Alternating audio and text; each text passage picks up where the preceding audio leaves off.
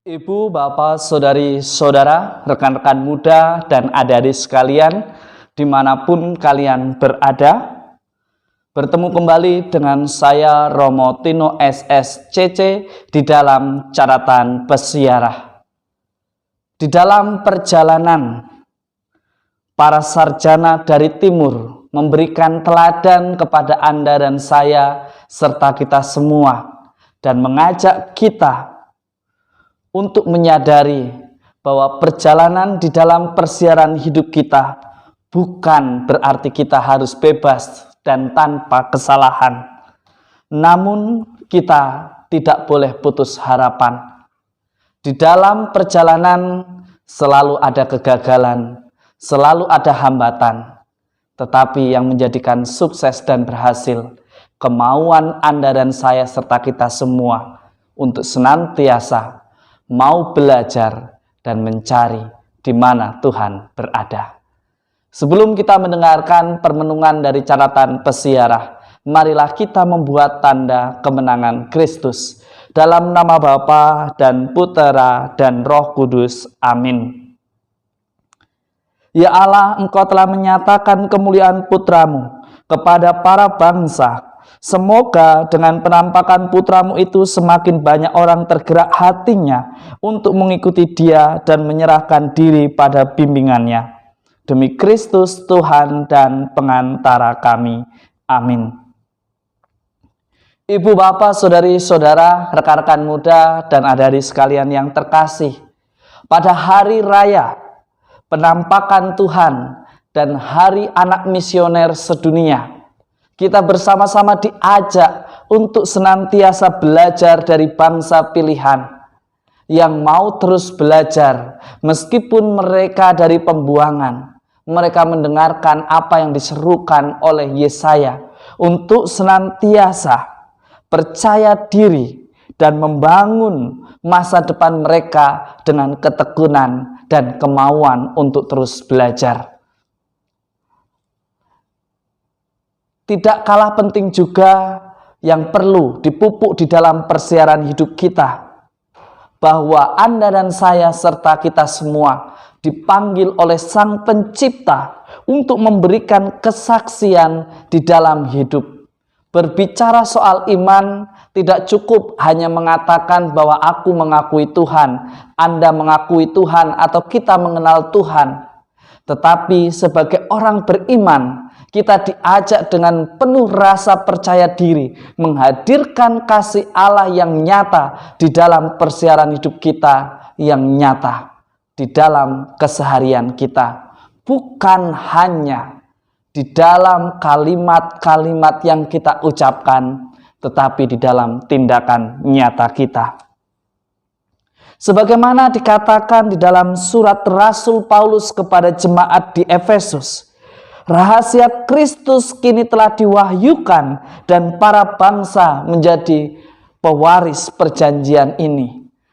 Dengan kata lain, Anda dan saya serta kita semua yang mengaku diri sebagai orang beriman yang diangkat oleh Tuhan kita, Yesus Kristus, menjadi anak-anak Allah, diajak untuk bersyukur. Dan salah satu bentuk syukur kita ialah berani menjadi pribadi yang lebih baik, berani bertumbuh dan berkembang, serta menghasilkan buah kebaikan. Tentu hampir 2 tahun kita berada di dalam situasi pandemi COVID-19. Ada ketidakpastian di sana, ada kekhawatiran di sana. Tetapi Anda dan saya serta kita semua diajak untuk lebih bijaksana, untuk lebih cerdas, untuk lebih mudah adaptasi dengan situasi yang ada. Bukan hanya mengeluh, bukan hanya memprotes, bukan hanya mengkritisi, tetapi berani membuat sesuatu yang resolutif, membuat sesuatu yang inovatif, dan berani menjadi pribadi beriman, kreatif di dalam membangun gereja yang hidup. Gereja yang hidup bukanlah gedung gereja, tetapi ketika umatnya senantiasa memuliakan dan merayakan keselamatan yang Tuhan berikan di dalam hidupnya sehari-hari.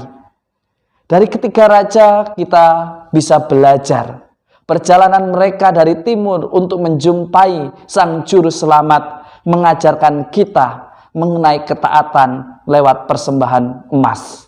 Kita diajak untuk senantiasa menjadikan Tuhan kita Yesus Kristus sebagai Raja di dalam hidup kita. Dan ketika kita membiarkan Dia menjadi Raja, mestinya kita senantiasa taat, senantiasa setia, senantiasa mau dipimpin oleh Sang Juru Selamat.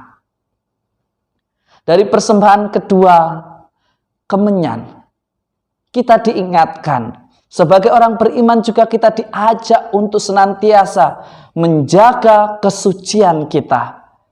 Kita yang tidak layak sudah dilayakkan. Kita yang tidak pantas sudah dipantaskan lewat kelahiran Tuhan kita Yesus Kristus di dalam palungan. Mestinya kita senantiasa mau berubah di tahun yang baru ini menjadi lebih religius, lebih rohani, bukan hanya di dalam kata, bukan supaya dilihat kudus, tetapi benar-benar mampu untuk hidup kudus sebagaimana yang Allah kehendaki. Di dalam persembahan mur kita diajak untuk senantiasa berani memikul tantangan hidup kita di dalam persiarahan. Bukan lari dari persoalan dan mencari siapa yang bisa dijadikan kambing hitam. Tetapi kita harus berani menghadapi, mencari solusi, belajar daripadanya agar kita tidak jatuh pada kesalahan yang sama. Tuhan kita Yesus Kristus mengajarkan bahwa kejatuhan bukanlah aib, kegagalan bukanlah suatu dosa berat.